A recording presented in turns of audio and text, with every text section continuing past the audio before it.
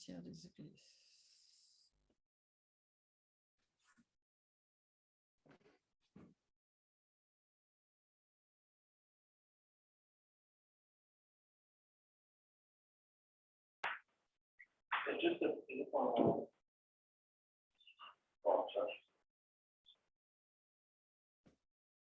Bonjour tout le monde, je m'appelle Simon André Cotin. Ça fait plaisir de vous accueillir à cette rencontre du Centre de recherche sur les innovations et transformation sociale avec l'équipe en commun de la transition énergétique.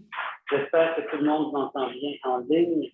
On va avoir 3 présentations qui vont ouvrir cette conversation. Donc, vous avez devant vous, ceux qui sont en salle, Mathieu Dufour, Benji Agulus vont parler aujourd'hui. En ligne, Jonathan Durand-Folco va commencer la présentation. Oui, ça va. On va commencer avec lui. Il va prendre environ 15 minutes. Ensuite, on va entendre Benji Agulus qui va parler pendant 15 minutes aussi. Et enfin, Mathieu Dufour qui va terminer la séance de prise de parole. On va prendre une pause ensuite d'environ 10 minutes. Et après ça, on va passer à l'échange. On est en train d'enregistrer la présentation d'aujourd'hui parce qu'on va pouvoir la discuter ensuite. Mais n'ayez crainte, la période d'échange, elle ne sera pas enregistrée. Donc, vous pouvez vous exprimer en ligne comme ailleurs sans problème. Ne sera pas discuté ensuite sur Facebook, sauf pour nos invités qui commencent. Donc, voilà. Sans plus attendre, je vous propose de céder la parole à mon collègue Jonathan Durand-Folco qui va faire la première intervention. Bonjour, bonjour tout le monde. Je suis heureux de vous voir ici en grand nombre. Je me présente, Jonathan Durand-Folco, professeur à l'École d'innovation sociale Élisabeth-Bruyère à l'Université de Saint-Paul. Je suis présentement à Ottawa. Je ne pouvais être pas présent avec vous sur place à Montréal parce que je donne un cours immédiatement après cette intervention, en fait, dans une trentaine de minutes. Donc, je vais juste pouvoir être là pour vous présenter des points, mais mon collègue Simon Tremblay-Pépin pourra répondre aux différentes questions qui pourraient survenir suite à ce que je vais présenter aujourd'hui. Je voulais aussi vous préciser que je vais reprendre en fait des éléments que j'avais prévus discuter avec mon collègue et camarade Frédéric Legault qui a eu un petit enjeu de dernière minute. Donc, c'est moi qui vais prendre le relais de sa présentation aussi. Je vais essayer de lui faire hommage, entre autres en reprenant différents arguments qui sont sortis dans ce livre qui a été publié tout récemment chez Éco-Société pour une écologie du 99%. Donc, 20 mythes à déboulonner sur le capitalisme. Donc, c'est un peu de ce dont il va être question aujourd'hui, le rapport entre le capitalisme, ses différentes alternatives et en quoi la planification démocratique de l'économie pourrait être une réponse en fait, à propos de la transition sociale et écologique qui doit survenir absolument dans les prochaines années si on veut éviter l'effondrement ou la catastrophe climatique. Donc, pour commencer, je suis en fait chargé de faire cet avant-propos, de commencer à vous dire pourquoi il est important de parler de planification démocratique de l'économie quand on parle de transition écologique ou énergétique. D'une part, je dirais que, comme vous le savez peut-être, la conception dominante de la transition énergétique de nos jours s'inscrit dans une vision qu'on pourrait appeler faible ou technocentrique de la transition. Qu'est-ce qu'on entend par là? Une version faible, c'est-à-dire une vision qui ne remet pas en question les structures politiques et économiques fondamentales de notre système, de l'ordre social institutionnalisé que le capitalisme, et qui vise en fait en quelque sorte à assurer une certaine transition vers une économie carboneutre à l'intérieur de ces paramètres institutionnels et qui est au fond une forme, on pourrait dire, de capitalisme vert centré sur l'introduction accélérée de technologies propres pour être capable de remplacer les industries fossiles, par exemple, par des énergies renouvelables, par différents autres moyens de rendre plus éco-efficients nos différents processus économiques et sociaux et industriels. Et peut-être de miser de façon complémentaire par une série de réformes émises par le gouvernement, par la consommation responsable des différents individus qui pourraient avoir accès à de l'information de meilleure qualité pour être capable de faire des choix éclairés et réduire leur empreinte écologique. Donc, dans cette vision de la transition énergétique faible, il y a différents enjeux qui sont liés à ça. Je ne vais pas pouvoir faire une critique en long et en large parce que ce n'est pas l'objet de la présentation aujourd'hui, mais je vous invite quand même à consulter ce livre ici. Ah, pardon, est-ce que le son fonctionne? Pierrette, peut-être vous pourrez éteindre votre micro si c'est possible. Ou je ne sais pas si les animateurs peuvent éteindre le micro de Pierrette. Merci. Donc, désolé pour ce dérangement. Ce que je voulais faire aujourd'hui, c'est vous dire en fait qu'il y a plusieurs mythes liés au discours environnemental, que ce soit par exemple l'idée reçue que le problème au fond, c'est la surconsommation. Si on pointe sur le problème de la surconsommation qui est bien existant, on oublie souvent que la surconsommation n'arrive pas de nulle part. Ce n'est pas uniquement une forme de mauvaise décision individuelle qu'on pourrait corriger par une prise de conscience, mais c'est aussi quelque chose qui est induit par le système économique qui valorise la surproduction parce que ça fait partie d'un impératif économique de concurrence, d'accumulation et de maximisation des profits. Donc, cela dit, si on veut attaquer le problème de la surconsommation, on ne peut pas dire aux gens de mieux consommer. Il faut attaquer le problème des inégalités sociales, mais aussi essayer de transformer les structures économiques qui favorisent la surproduction, qui alimentent la surconsommation par la suite par la publicité et d'autres choses. Sur la question des nouvelles technologies qui pourraient peut-être nous sauver, en fait, si on ne fait que remplacer les technologies sales par des nouvelles technologies vertes ou propres, un des enjeux, c'est que ça va encore reposer sur un modèle extractiviste et productiviste, c'est-à-dire basé sur une extraction massive des ressources naturelles, des minéraux, des terres rares et autres, par exemple, pour produire des composantes électroniques, ce qui fait en sorte qu'on ne soit pas capable, en fait, d'assurer la transition énergétique si on ne se contente que de faire ce changement. D'autres arguments disent, par exemple, que rien n'empêche le capitalisme de devenir vert. Un des enjeux avec ça, c'est que oui, c'est vrai que le capitalisme, peut-être du 21e siècle, qui est en train de se construire sous nos yeux, va être plus vert que le capitalisme du 20e siècle, basé sur les industries fossiles. Mais encore là, ce système est en quelque sorte programmé pour favoriser la croissance infinie, pour avoir une dynamique expansive, non pas orientée vers la satisfaction des besoins humains dans les paramètres biophysique et les limites des écosystèmes, mais vraiment orienté vers la maximisation des rendements pour les différents actionnaires et propriétaires des entreprises. Et là, je pourrais énumérer différentes choses avec le marché du carbone et ainsi de suite, mais ce n'est pas l'objet de ma présentation. C'est pour dire que ces différents types de solutions comme telles s'inscrivent comme des réformes superficielles du système qui font en sorte qu'au mieux, ça pourrait nous permettre de gagner un peu de temps ou de réduire notre empreinte écologique, mais ultimement par différents mécanismes, dont les effets rebonds, entre autres, c'est-à-dire que si on devient plus éco-efficient dans la production de différentes ressources, ça peut avoir comme conséquence paradoxale que les gens vont consommer davantage. Si, par exemple, on réduit le prix de l'essence, mais les gens vont aller s'installer plus loin de chez eux pour habiter, mais ce qui va augmenter le flux total d'automobiles. Si on dit, par exemple, qu'on va électrifier le transport individuel avec plein de voitures électriques et que ça devient beaucoup moins cher, on peut penser que l'étalement urbain va s'accélérer par la suite si on ne change pas d'autres choses à la fois. Et là, l'ensemble des aliments, les différents éléments que je voudrais amener Ça ne ici. change rien. Pardonnez-moi, Pierrette, est-ce que vous pourriez fermer votre micro? Merci. Donc, excusez-moi. Donc, l'ensemble de ces choses servent à expliquer ici le fait qu'on ne peut pas, d'après moi et d'après nous qui allons parler aujourd'hui, et plusieurs autres personnes chercheurs, opérer une véritable transformation sociale et écologique dans les paramètres du système économique capitaliste. Certes, on pourrait peut-être envisager, il y a de plus en plus de discours qui portent sur la transition juste et sur, par exemple, le Green New Deal, donc qui serait une sorte de réforme sociale, d'un retour à la social-démocratie qui pourrait favoriser la création d'emplois verts, qui pourrait essayer d'accélérer certes, la transition vers une économie carboneutre, mais de façon complémentaire avec des programmes sociaux, des services publics, des formes de démantèlement d'industries fossiles, mais qui favorisent en fait le transfert de ces employés vers d'autres secteurs plus verts. Ce genre de choses pourrait être bénéfique, certes, peut-être à court terme, mais ça ne saurait remettre en question la logique de croissance infinie et la dynamique expansive du système social et économique dans lequel nous sommes à l'heure actuelle.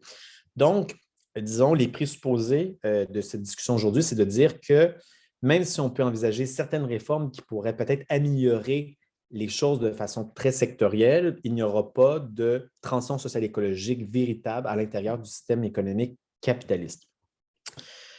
Donc, une fois que j'ai fait cette introduction-là, qu'est-ce qu'on entend maintenant par ce qu'il faut faire pour être capable peut-être de sortir de ce système économique capitaliste? Pour être capable de définir ça, quelques éléments de vocabulaire. De quoi est composé ce système socio-économique? Il y a d'une part la propriété privée des moyens de production. Donc, non pas la simple propriété privée, par exemple, d'une automobile ou disons, de choses personnelles, mais vraiment la propriété d'entreprises, de moyens d'investissement qui permettent de créer des biens et des services qui vont être vendus sur le marché par la suite, ce genre de choses. Il y a le salariat, donc cette inégalité sociale entre ceux qui possèdent les moyens de production et ceux qui ne possèdent pas avec la création d'un grand marché du travail comme tel. Il y a aussi le rôle spécifique des différents marchés. En fait, le marché étant, disons, le mécanisme par excellence d'allocation des différentes ressources, du surplus social et des facteurs de production. Qu'est-ce qu'on entend par là? C'est le fait que dans toute l'histoire, dans différentes sociétés, il y a existé différents marchés. Il y avait du troc, des échanges marchands dans différents endroits, mais le marché comme étant un grand mécanisme qui permet de coordonner les différentes activités économiques à différents endroits, ce genre de choses, c'est consubstantiel à l'économie capitaliste. Et la quatrième composante que je voulais amener aujourd'hui, c'était la dynamique d'accumulation, le fait que le capital, c'est une logique expansive qui cherche à prendre de l'argent pour acheter des marchandises en vue de générer un surplus d'argent par la suite. Donc, ce que ça crée, c'est ce système, dans son ADN propre, implique une logique d'expansion, de croissance infinie.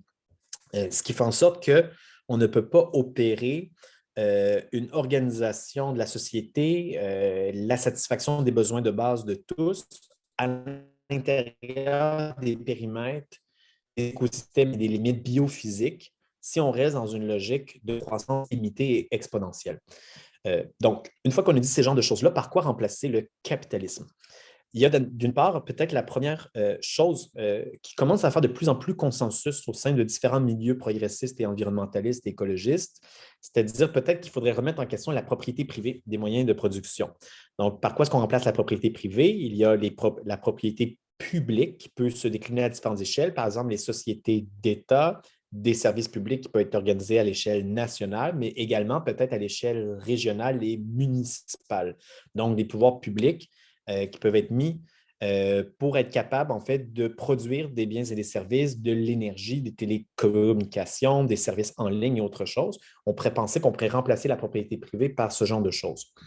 Un autre cas aussi qu'on peut voir ces temps-ci apparaît de plus en plus dans la sphère académique, militante et même dans l'espace public, c'est parler des communs. Donc, des systèmes de gestion collective de biens et de ressources partagées qui font prévaloir le droit d'usage et non pas le droit de propriété, c'est-à-dire de faire usage d'un bien et d'assurer sa gestion dans une logique de pérennité par ceux et celles qui sont directement concernés.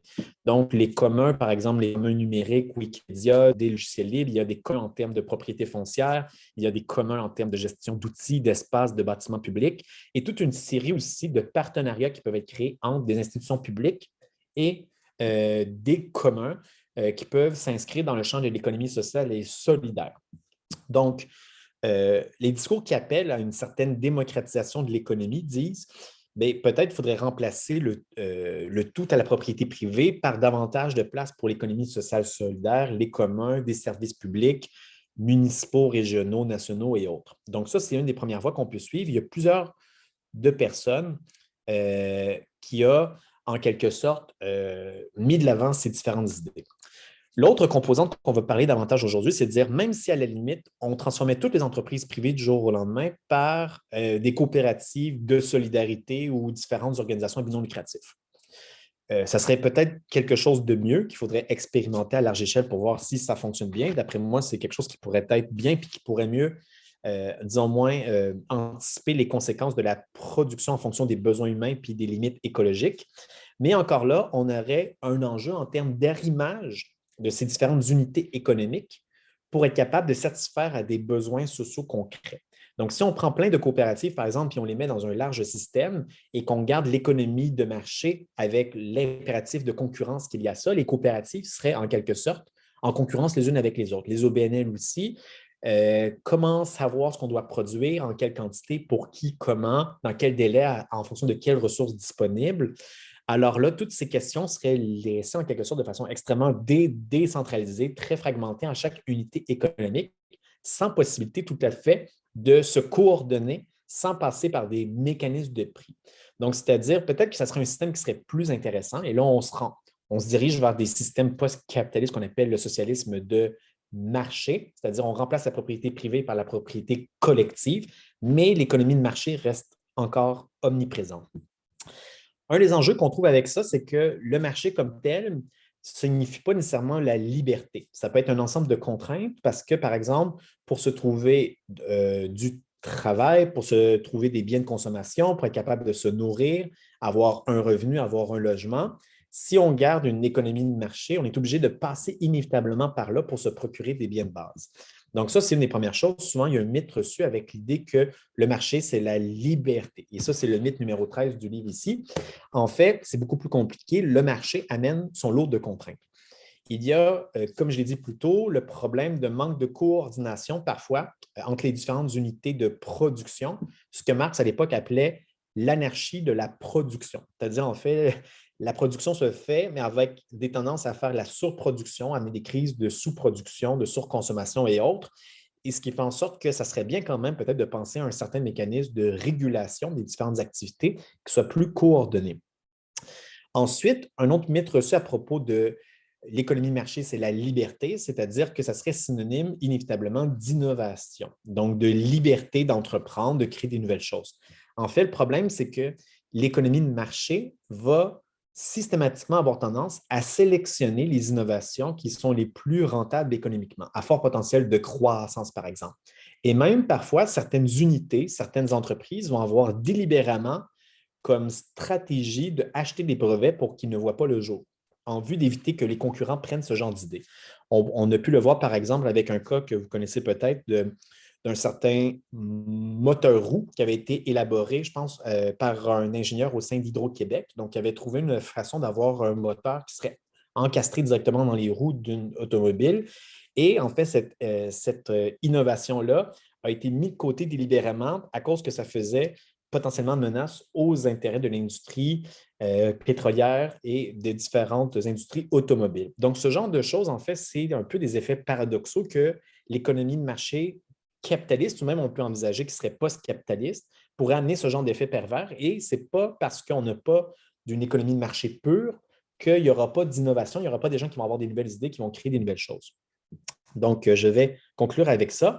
Et le dernier élément, avant de passer la parole à la prochaine personne qui va présenter qu'est-ce que la planification de l'économie, c'est qu'il faut se défaire du mythe que la planification serait synonyme inévitablement de bureaucratie, de centralisation, d'inefficacité et que ça serait synonyme de rentrer à nouveau en URSS, en Chine ou en Corée du Nord. Donc, il faut remettre en question ce genre d'idée et le fait de dire que l'économie de marché capitaliste ne planifie pas du tout. En fait, si on regarde de plus près les entreprises, ce qu'elles font à l'interne, les grands géants du numérique, par exemple comme Amazon, il y a des systèmes de planification économique extrêmement sophistiqués, en fait, qui anticipent la demande de ce que les futurs consommateurs vont acheter par la suite, avec des systèmes algorithmiques et autres.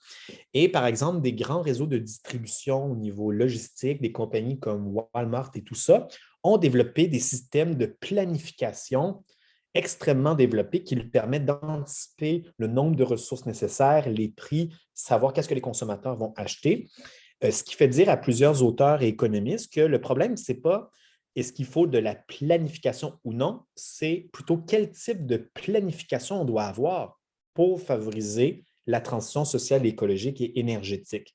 Donc, c'est-à-dire que les compagnies capitalistes font déjà beaucoup de planification à l'interne. Ils ont différents mécanismes en termes de distribution, de contrôle d'information, de gestion logistique, d'algorithmes qui permettent de prévoir la demande. Et là, c'est de voir est-ce qu'on pourrait peut-être mobiliser certains outils de la planification, mais pour que ça soit mis au service d'un contrôle démocratique de l'économie en fonction des besoins sociaux, en fonction des limites écologiques et non en fonction de la maximisation des profits.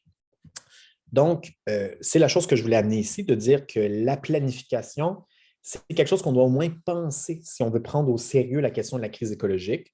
On doit voir à quelle échelle on pourrait l'implanter. Est-ce qu'on doit tout planifier, planifier en partie certaines dimensions, planifier des investissements, mais laisser peut-être la liberté aux individus de pouvoir acheter des biens et des services de leur choix? Là, c'est une question qui est beaucoup plus large, mais il faut sortir de l'idée que la planification, essentiellement, serait synonyme uniquement de bureaucratie, et des mauvaises expériences qu'il y a eu avec l'URSS. On pourrait envisager d'autres systèmes économiques de démocratisation de l'économie, des mécanismes de planification pour éviter que les différents aléas de ce qu'on doit produire et consommer soient laissés à la pure liberté des différentes entreprises et des différents individus. On pourrait se coordonner entre nous avec plus de démocratie par la suite. Donc, je vais conclure ma présentation ici et laisser la parole à la prochaine personne. Je ne sais pas si c'est Bengi ou Mathieu qui va enchaîner avec la question de la planification. Merci, Jonathan. C'était très clair, une très bonne présentation. Désolé tout le monde pour les aléas du hybride en mode maison. On va passer, donnez-moi 2 secondes, on va maintenant passer à Benji. Je vais juste m'assurer que tout se passe bien pour nous.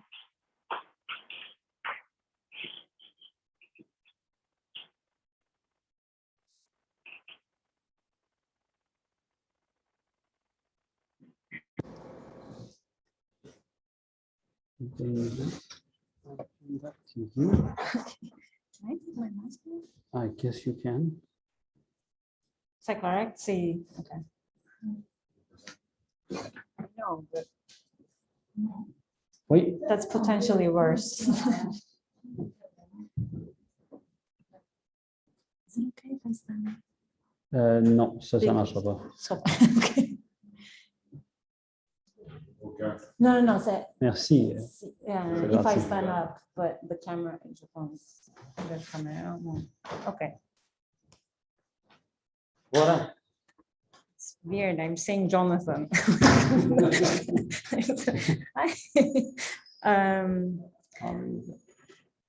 Je vais parler en anglais. Désolé, mais I need to be articulate and I still cannot be articulate in French. No, it's fine. It's okay. I'm not going to look at him. I'm just going to look at the people. Sorry, Jonathan, I'm not going to look at you. So what I'm going to do is I'm going to take it slightly a different direction, or maybe taking a step back. And I'm going to talk about a little bit on why it is particularly necessary to make decisions, especially pertaining to the environment, through a democratic and planned and decentralized planned way, or rather that I'm going to talk about a little bit about the reasons why there are reasons that are particular to especially environmental issues, or ecological and biophysical implications of our economic decisions that require participatory democratic planning of economic decisions. And I mean, I think we are all kind of, we would all agree that all economic decisions about what we produce or where we invest or what we consume, they all have a biophysical component or an ecological kind of implication, whatever we choose to do. And so why does this, or why do environmental implications, or why do the environmental implications of decisions require especially democratic and participatory planning or decision making? First of all ecological processes are marked with complexity, so we cannot really kind of conclude what's going to happen just by looking at the components or the parts of an ecosystem, uncertainty and ignorance. So all these kind of, what this means is there's very limited information we have about the implications of our economic decisions, especially in the future. And it's not a matter of having enough information, enough data. There's an irreducible ignorance and uncertainty about the future. We just don't know what's going to happen. And on top of that, we often do not know what we don't know either. So we're kind of doing this kind of stumbling in the dark about what environmental implications our economic decisions will have. And what this means is we need kind of mechanisms of decision-making that can deal with kind of fundamental ignorance and uncertainty. So it's not, we should kind of leave aside the pretension that we can know things, and we need to kind of build mechanisms of decision-making that can manage and live with this uncertainty and actually can kind of manage this perhaps also justly and equitably. Secondly, the environment is a particular thing. I don't want to call it a thing, an entity, which is kind of very different than private commodities or private goods that are consumed by one person and kind of doesn't really have the consumption of which doesn't have effects on others. But on the contrary, the environment is marked with both physical and social interdependencies. Physical in the sense that it's made up of multiple systems that coexist, that can only coexist in relation to each other. So they're different components of the environment actually depend on each other for their quality and existence. And secondly, social interdependency, which means the environment has multiple uses. It provides multiple things to people, services, uses to people and others. So it has multiple users. So what this means is that what one person or one group or one social actor chooses to do with the environment has a direct implication on what others can do. So we're all in this together in a particular sense. So what, again, what one of us chooses to do, what one of us chooses to produce, and the implications of environmental implications of that decision has direct bearing on what the possibilities for others to do. So kind of what this means is that we need to have ways of accounting for these interdependencies. We need to have decision-making mechanisms where such dependencies are both revealed and kind of managed ideally equitably. And thirdly, what people want or care about the environment in relation to the environment, in more technical terms, preferences, if you're an economist, or let's say environmental values, they're not static, they're not given, they're not fixed. They're likely to be changed through deliberation, through interactions, through processes, social and political collective processes, through which people can discover different others kind of concerns and dependencies on the environment. So for instance, self-interest or just attaching certain social value to certain types of consumption, these are not fixed and predefined. These are things that can change. These are not essential to human behavior. They are, and they can potentially be shaped and changed according to, again, the decision-making processes or mechanisms we design. So what these kind of three things that are kind of especially peculiar to environmental issues kind of add up to is they call for decisions to be made by those who are affected by these decisions and in a participatory and democratic manner through deliberative institutions. So, and decentralized democratic economic planning is one such institution, is one venues that, or is one mechanism of making decisions that can deal with all these three kind of things I talked about. So first of all, such a process could deal with complexity, uncertainty, not in the sense of overcoming them, but in the sense of allowing a space where differently situated stakeholders could weigh the potential implications of this uncertainty to where their positions are.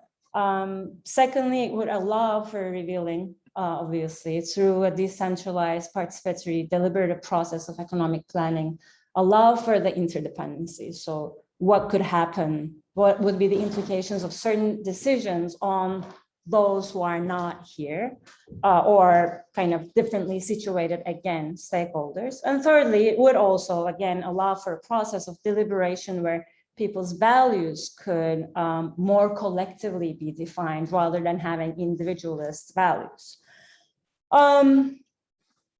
And obviously, this is not what I'm kind of outlining here, and what we are going to be outlining here as well, is not a centralized top-down planning of economic decisions, right? It's not Stalinism. It's not the kind of what kind of usually had like resonates or comes to mind when we talk about economic planning. On the contrary, that kind of top-down centralized decision-making actually is not equipped, is not suited at all to deal with these particular reasons that I just outlined. I mean, it has no way of dealing with certainty in a kind of democratic, participatory way, or it has no way of really kind of revealing the social interdependencies regarding the environment, because such information, both about the potential impacts of certain environmental outcomes or the ways in which different stakeholders or different social actors make use of the environment,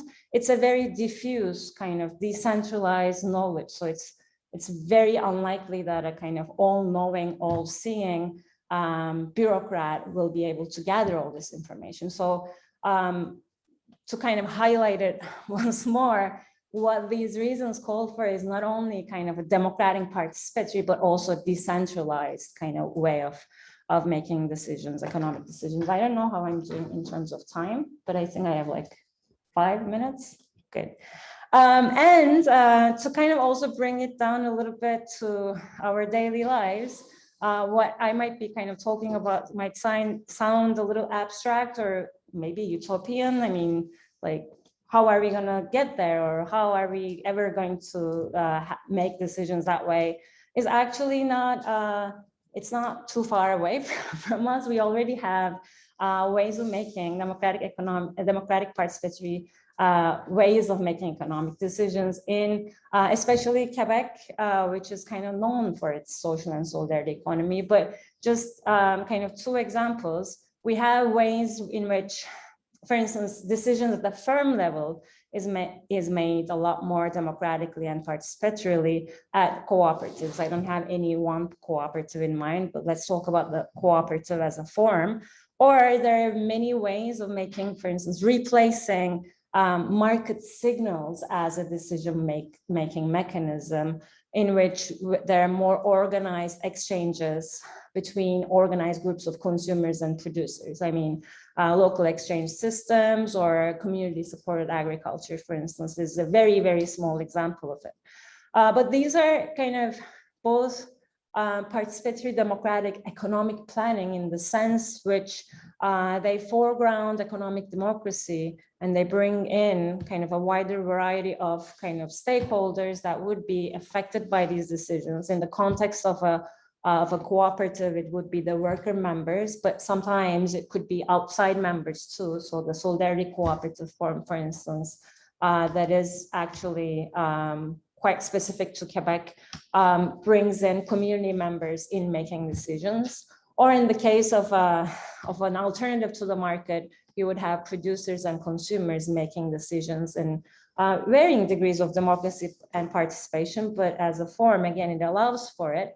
They're likely to open the decision-making process to also a broader range of demands and concerns. So it allows for kind of revealing the interdependencies that I talked about, implied in the ecological implications of the decisions that are made, but also kind of dealing with the uncertainties and complexities that are, again, part and parcel of the ecological implications of the decisions. So decisions about, for instance, how much to produce, for whom to produce, how much to charge, under which conditions, how to set prices or wages, all these decisions are then kind of become a topic of democratic deliberation and participation by economic decisions that allow for a variety of perspectives, knowledges, and values to be involved in decision-making process. And then also they would serve as kind of political education or breeding grounds of alternative values, alternative modalities, alternative values regarding the environment, but also regarding each other and how decisions should be made. So they should, I'm not saying we can save the world by turning everything into cooperatives, but also we shouldn't belittle them, and we should, I think, see what we're capable of or how decisions are made there already, and start from there. And I'm going to end here. I think I'm even a little early. I'm sorry if I spoke too fast. Thank you so much, Pengui. We'll now pass to Mathieu. Mathieu Dufault, qui lui s'exprimera en français. On va juste avoir à faire une petite manipulation ici. Donnez-moi une seconde. Je devrais pouvoir...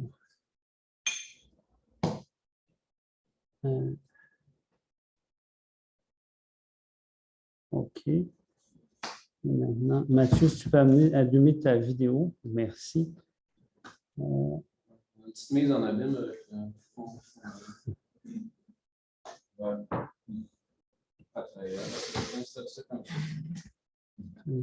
Après, moi, je peux plus dire, mais c'est pas grave. Voilà, voilà. C'est pas ça la planification. Ouais, c'est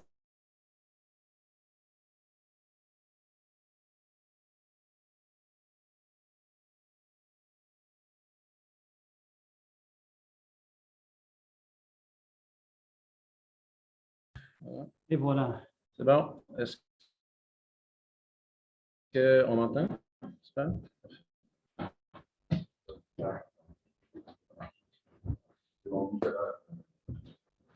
Bon, bonjour. Merci beaucoup à Jonathan et à Bengui d'avoir fait deux bonnes, très belles premières parties. Comme troisième partie, avant de commencer à placoter, parce que c'est surtout pour ça qu'on est ici, là, fait que je vais essayer de me modérer, même si, comme prof d'université, c'est difficile devant un auditoire captif de ne pas juste faire 3 heures et discuter de tout ce qu'on veut. Ça peut ressembler dans un contexte québécois. On peut même parler des grands principes, on le fait souvent, c'est important. On peut même se dire pourquoi est-ce que la planification pour nous, c'est une route presque obligée à ce qu'on fasse la transition écologique qui, elle, est nécessaire à ce qu'on puisse continuer. Mais à quoi ça ressemble? Et surtout, puis là, je rajoute quelques principes un peu à ce que Bengui disait. À quoi ça ressemble à une échelle? Pas mal tout le monde ici, on a fait partie de groupe, on fait partie de groupe en ce moment où est-ce qu'on en fait là, de la planif entre nous, nos activités, nos groupes, nos communs. On les planifie, puis c'est très bien, puis ça, il faut que ça continue. Mais tu sais, je peux faire ça une fois, 2 fois. Entre autres, une version de ça a été publiée à l'IRIS, dont je vois certains membres dans la salle. On a essayé de réfléchir à quoi ça pourrait ressembler une affaire qui serait une échelle un peu plus grande, mais qui préserverait la dernière affaire qu'on veut, comme Bengui disait, c'est une stalinisation de nos existences. Ce n'est pas ça du tout l'idée. Mais comment est-ce qu'on peut garder ce principe démocratique-là, mais le faire à une échelle conséquente et le faire et installer tout ça dans un contexte québécois qui n'est pas abstrait puis qui n'est pas une société de marché théorique, c'est une société de marché instituée en soi. Néanmoins, je dis société de marché parce que c'est un peu le terme qu'on a utilisé. Je vais nous sortir de ça tout de suite. Des marchés, il y en a depuis pas mal plus longtemps que le capital, puis il va probablement en avoir après, puis on peut se dire que le problème, c'est peut-être pas notre marché fermier qui vient à tous les samedis dans notre coin, c'est pas tant le marché en lui-même, mais c'est ce que Bengui disait à la fin, c'est-à-dire toutes les questions de production, les questions d'allocation des ressources, les questions de qu'est-ce que collectivement on fait avec ce qu'on a puis dans quelle direction on va. C'est ça les vraies questions. Ensuite, il faudra trouver un moyen de distribuer, c'est sûr. Puis là, peut-être qu'il pourra y avoir des marchés, peut-être pas. Hein. Des fois, on n'est pas obligé non plus. Mais ça pourra faire partie d'un autre truc. Mais c'est surtout pas un principe directeur. En fait, moi, j'argumenterais, puis ça, c'est peut-être mon petit biais d'économiste, que ce n'est pas un principe directeur en ce moment non plus. Le capitalisme, c'est la planification. Mais c'est la planification, peut-être pas par les gens qu'on voudrait qu'ils planifient, puis peut-être pas dans une direction dans laquelle on aimerait planifier. Mais le capitalisme, c'est la planification. Une multinationale, c'est quoi? C'est une grosse patente planifiée, puis à un moment donné, au bout de tout ça, il sort quelque chose qui peut se vendre sur un marché, mais c'est assez loin dans le processus. Voilà. Donc, si on associe planification et transition en pratique dans un contexte québécois, qu'on essaie de partir donc de cette affaire-là, l'idée, c'est d'essayer de voir c'est quoi les éléments sur lesquels on devrait jouer, qu'on devrait essayer de modifier, mais en même temps, quels éléments sur lesquels on peut s'appuyer pour le faire, puis y aller. Parce que si on sort aussi de l'espèce d'esthétique du grand soir ou du matin ou du lendemain de veille, ben, il faut aussi dire que l'idée, ce n'est pas d'y aller dans un gradualisme total, mais en même temps, il faut aussi dire qu'on part d'un certain point, puis que demain matin, ce ne sera pas complètement différent. On aura peut-être été dans une certaine direction. En plus, c'est quoi la prochaine étape ensuite qu'on pourrait prendre? Pour que ces modifications-là, elles soient radicales, mais qu'on puisse néanmoins y arriver. Donc, la clé, le jeu est là. Et puis, pour faire tout ça, ben, c'est un peu du lieu commun, là, mais il faut prendre les gens, les institutions, où est-ce qu'elles sont, puis partir de là, puis ensuite de voir si on peut faire une reprise en main démocratique de tout ça, puis une redéfinition démocratique de notre système. En même temps, un autre point qui est assez central et qui est assez important, c'est que si c'est pour être démocratique, planification, oui, mais planification, ça veut dire du monde qui se parle. Ça veut non plus pas dire 3-4 comités dans chacun truc qui ensuite le font pour tout le monde. C'est surtout pas ça. Mais moi, il y a une petite dialectique que je vais vous installer tout de suite aussi. C'est que les initiatives qui sont déjà nombreuses, qui sont déjà porteuses, qui sont déjà présentes, peuvent se répandre comme des champignons, ça, ce sera super, mais il faut qu'on leur donne l'espace pour le faire. Donc, une partie de notre planification, ça ne doit pas être nécessairement d'essayer de micro-imaginer chaque affaire qui se fera. Ensuite, en fait, il faudrait résister à la tentation de faire ça. Chaque communauté, chaque groupe le fera bien dans une manière qui lui se fera adapter, mais il faudra quand même avoir créé un espace pour que ces choses-là puissent émerger, puissent se faire. Puis ça veut dire, entre autres, des choses un peu plates, là, dont on ne parle jamais. Mais une affaire qui représente le Québec, c'est le fait qu'on est dans un contexte d'économie mondialisée. On est une petite économie ouverte, ça c'est le terme classique chez les économistes, mais c'est ça que c'est pareil. On est très, très ouvert au commerce, on fait 3-4 affaires, on les envoie quelque part, puis on achète tout le reste, y compris tout l'appareillage aujourd'hui qu'on utilise pour faire cette conférence-là. On ne va pas commencer à produire ça demain. Là. Peut-être qu'on pourra y arriver éventuellement, mais ça ne va pas se produire. Fait qu'il faut penser à une politique commerciale. Si on se dit qu'on relocalise nos activités, fort bien, moi je suis entièrement pour ça, mais il faudra comprendre que pour l'instant, on est imbriqué dans les filières de production qui, elles, sont mondialisées. Il faut essayer de voir comment est-ce qu'on calibre ça. Puis ça se fait entre autres avec une vision et un contrôle des frontières, une vision de contrôle d'une politique commerciale. Ensuite, on est dans une économie monétisée.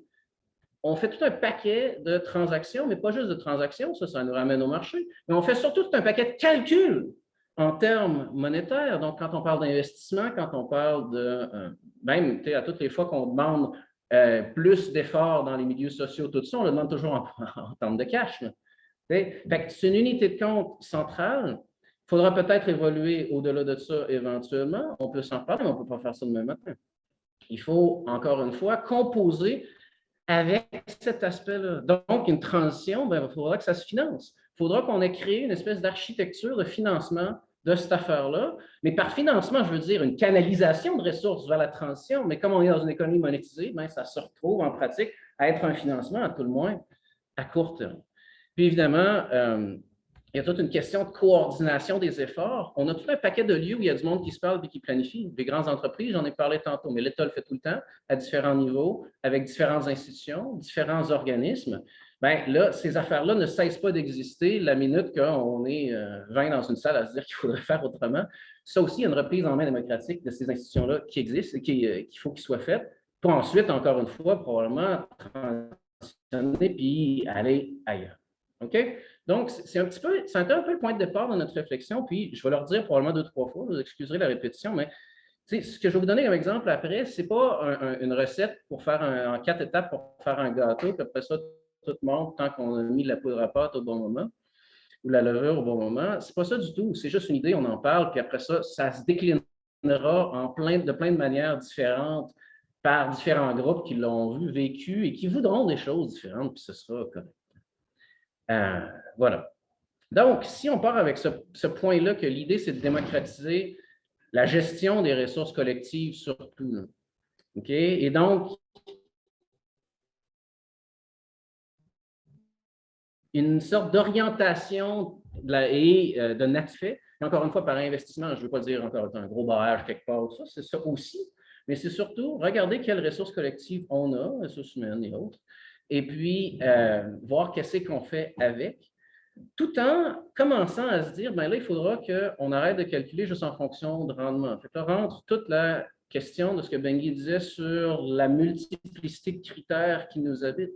Je dis ressources depuis tantôt parce que j'interpelle un terme qu'on utilise tout le temps, mais il ne faut pas non plus voir ça de manière complètement utilitaire. On est dans cet environnement-là, puis il faut tenir compte de cette affaire-là. Donc, la planification, c'est aussi un truc multi-critères, mais il faut démocratiser cette gestion de possibilités, de possibles. On peut parler comme ça, disons. C'est plus adéquat.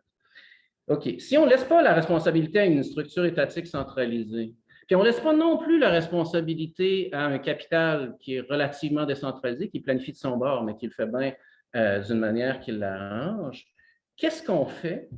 Bien, on peut songer à une espèce de structure télescopée qui monte du bas vers le haut, une sorte de structure fédérative. Et puis là, la question, c'est que l'objectif devient de laisser le plus d'autonomie possible, tout le temps, à la plus petite unité possible, au plus petit commun, qui ensuite se gérera bien encore une fois de la manière dont il l'entend, puis c'est ça qu'il faut qu'il arrive aussi. C'est fondamental pour soi-même, pas juste pour une espèce d'utilitaire pour la transition, c'est fondamental pour la transition, mais pour soi-même, c'est une valeur qui, pour nous, était fondamentale. Mais en même temps, ces communs-là, il faut qu'ils se coordonnent. Il faut qu'ils se coordonnent. Mais il y a autre chose. Puis dès qu'on arrive à ces enjeux-là, ben, il faut se parler. Puis il faut se parler donc dans des institutions qui doivent être à d'autres échelles. Il faut qu'on confie les définitions de cette institution-là. Et donc, que ce soit, moi je dis une structure fédérative, mais qu'on se parle d'un espèce de truc qui est donc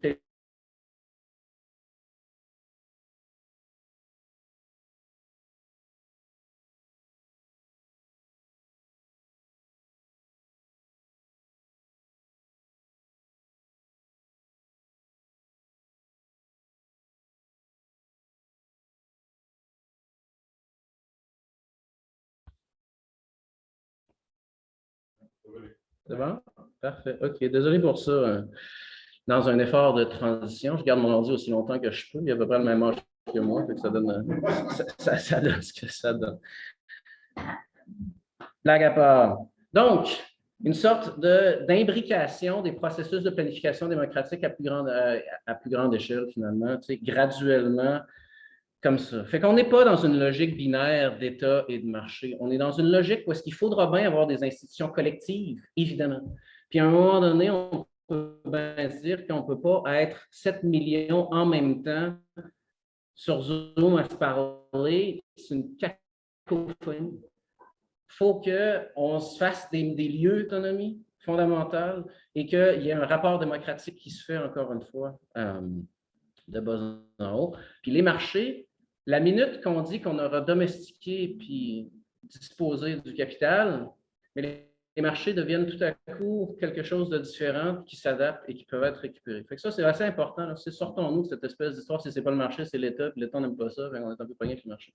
C'est pas, Fait que pour aller rapidement, la proposition, vous pourrez la lire dans tous les détails. Tout ça, c'est un truc que j'ai publié avec Audrey à l'IRIS encore, mais je vais vous dire ça juste rapidement.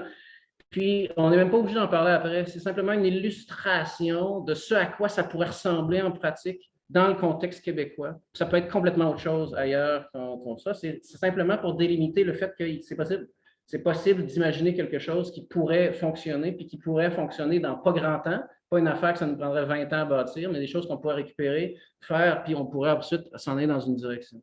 Notre proposition est en 3 temps. La première, sur laquelle je ne passerai pas beaucoup de temps, mais on peut en parler, mais bon, c'est une politique nationale de revenus avec des planchers et des plafonds, de se dire que dans cette affaire-là, il faudra bien que les gens aient le minimum pour bien vivre, évidemment, puis les gens, comme dans tout le monde.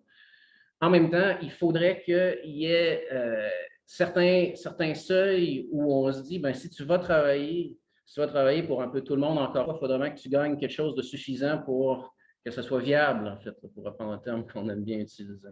Puis ensuite, qu'on met un plafond parce qu'on se dit, OK, tu as travaillé fort, c'est super, on est content, on donne une plaque, puis on affiche ça au mur, mais en attendant, on ne va quand même pas te mettre millionnaire pour autant. Il y a un principe de justice là-dedans qui est évident. Je ne pense pas qu'avec l'Assemblée ici, j'ai besoin d'argumenter très, très longuement là-dessus. On pourra se parler de la faisabilité économique plus tard. Là, c'est mon biais qui parle, mais on peut aussi pas le faire. Mais le point qui est aussi fondamental, c'est que dans le cadre de processus de planification, il faut qu'on soit tous sur le même pied. On ne peut pas avoir du monde qui arrive là, puis qui ont la moitié du village, puis qui s'en viennent parler comme si on parlait tous sur la même langue. Ça ne va pas se produire, ça ne se fera pas, même en pratique. Même si on se dit, non, c'est une personne... Oui, mais en pratique, ce n'est pas loin que ça va marcher. Donc, de ramener un peu tout le monde dans la même planète, dans la même sphère, ça devient fonctionnel pour les processus de planification et processus d'autogestion. OK, ça, c'était notre premier point. Notre deuxième point, faites chose au troisième, mais ça revient au même, c'est qu'on se dit, si on se concentre sur le capital, pas sur la question des échanges, mais sur les questions de production, sur les questions d'organisation des ressources collectives, entreprises étatiques, mais c'est surtout des entreprises privées. On peut se dire, OK, mais c'est quoi qui fait dans les gestes de ces institutions-là qui fait que ça s'en va dans une direction qui ne nous plaît pas? C'est quoi qui fait ça? Il y en a plein de raisons, mais une, entre autres, que nous, on a voulu faire ressortir, c'est tout cet impératif de profitabilité-là. On peut bien se dire, il faudrait que les entreprises y pensent à toute la planète au moment où ils font leur truc, mais s'ils le font trop, elles cessent d'être des entreprises assez vite. C'est ça la nature du système. La profitabilité, ce n'est pas juste un objectif, c'est un impératif dans ce système. Donc, il faudrait trouver moyen, minimalement, de se débarrasser de cette affaire-là. Ça donne bien parce qu'au Québec, on a des formes de groupements qui sont différents. On peut penser à des organisations sans but lucratif, qui sont encore organisées de manière indépendante, qui fonctionnent, qu'il faut qu'ils se coltaillent, qu'il faut même qu'ils soient un peu concurrents sur certains points, jusqu'à un point, mais ils ne sont pas dans une logique d'accumulation. Ils ne sont pas dans une logique de survie sur la base de ce que cette accumulation-là aurait été faite. Donc, si on se débarrasse de ça, puis on va plus vers une forme d'OSBL, une forme coopérative aussi peut-être, ça c'est assez intéressant, mais une coopérative qui fait face au même impératif de profit, souvent ça produit des résultats qui ne sont pas foncièrement différents, à tout le moins collectivement. Pour les membres, c'est un peu mieux, ils s'autogèrent, ils se distribuent le travail, tout ça. Des fois, pour que le truc survive, ça veut dire travailler 70 heures aussi, ça c'est une autre affaire. Mais, fait qu'on dit oui, la coopérative, mais il faut la sortir elle aussi de la logique de profit pour qu'on arrive à quelque chose. Donc, il y a comme une modification fondamentale de ces institutions-là, une conversion qui peut être graduelle. Et finalement, puis je vais terminer là-dessus, je sais que je suis un peu over, mais bon, je suis parti, on va blâmer ça sur ma connexion qui est mauvaise, sur le lag. On a essayé d'imaginer aussi une espèce d'architecture financière, de se dire comment est-ce que, encore une fois, on pourrait allouer toutes nos possibilités collectives, nos possibles collectives, de manière à ce que la transition s'effectue, encore une fois, à une échelle conséquente. Puis là, il y a une logique d'entraide aussi, puis de redistribution, parce qu'on peut bien dire, les communautés s'en occuperont, puis tout ça, puis ce sera super important, mais il y en a qui seront mieux lotis, il y en a qui seront mieux dotés, puis il y a une logique de dire, c'est correct aussi de dire, on vous demande un peu plus d'efforts, on va aider la gang d'à côté pour qui ça va assez mal. Puis on peut instituer ça pour que ce ne soit pas ad hoc à la réunion annuelle à chaque année de dire, là, on a un peu plus de blé cette fois-ci, on fait quelque chose avec. Donc, si on institue ce genre d'affaires-là, on peut penser à une espèce de circuit financier. L'autre truc aussi, c'est si on se débarrasse de l'impératif du profit, il faudrait aussi se débarrasser de l'allocation de capital qu'on a en ce moment. Puis là aussi, ça donne bien, d'un point de vue formel, on a un truc au Québec, notre plus grosse institution financière privée, entre guillemets, mais non étatique, c'est c'est des jardins, c'est une coop. Après, vous me direz, ben oui, OK, d'accord, peut-être qu'elle s'appelle encore coop dans les trucs, mais dans les faits, c'est un peu différent. Oui, soit, évidemment, on est d'accord. D'une part, il faut quand même qu'elle se coltaille avec les banques et qu'elle survivent, ça c'est un truc, mais sans vouloir dédouaner personne, il y a une reprise démocratique là à faire, bien évidemment. C'est comme les choses comme Investissement Québec ou la Caisse de dépôt ou tout ça. Là aussi, il y a une reprise en main démocratique. On ne veut pas d'un espèce d'État qui assemble des ressources et qui ensuite pitch des projets sur la tête de gens qui n'ont rien demandé au départ, encore une fois, qui seront structurés, encore une fois, dans une logique fédérative de bas en haut, avec peut-être, si on pense aux caisses, une série de caisses qui seraient locales, peut-être plus qu'une par village aussi. Les monopoles, c'est jamais terrible, là. Fait que peut-être plus qu'une, mais d'une logique coopérative tout le temps. Puis ensuite, ça, elles peuvent être fédérées d'une manière, encore une fois, de bas en haut. Puis à un moment donné, on peut avoir des projets qui touchent toute une région, qui touchent tout un truc, puis eux, ils sont gérés à l'échelle, puis tout à fait pertinente à travers cette récupération-là qui aura été effectuée. Fait que là aussi, notre architecture financière, on pensait à une espèce de télescopage, des caisses locales, des fédérations, tout ça. Une architecture de banque centrale, c'est mon histoire de tantôt. Aussi, dans la mesure où on reste sur une planète qui n'aura peut-être pas fait strictement la même chose que nous au même moment, il faudra qu'on soit capable de communiquer avec les voisins. Eux, ils parlent en monnaie. Il faudra qu'on soit capable de le parler de même. Ça nous prendra une banque centrale pour faire le transfert. Encore une fois, pas une banque centrale qui impose quoi que ce soit, mais une banque centrale qui est un interlocuteur et qui est un CA, ou en tout cas l'équivalent, basé sur un paquet de gens concernés dans les communautés, dans les trucs financiers, etc., etc. Une architecture de banque centrale, une architecture de caisse, puis peut-être entre les deux, une espèce d'architecture un peu type caisse de dépôt, mais encore une fois, gérée par le bas, avec des intermédiations, des interrelations entre banque centrale et notre truc de caisse. Fait que voilà, c'est une petite illustration de ce à quoi ça pourrait ressembler, une petite illustration qu'on a déjà plein d'institutions au Québec à plein d'échelles différentes qui ont quand même un potentiel intéressant. On va convenir en 2 secondes qu'ils ne font pas tout à fait ce qu'on aimerait qu'ils fassent, c'est vrai. C'est tout à fait vrai, mais qui néanmoins peuvent servir de véhicule à aller ailleurs. Puis c'est un petit peu la thèse qu'on voulait amener. Alors sur ce, ben, je repasserai la parole à notre animateur. Merci beaucoup, Mathieu.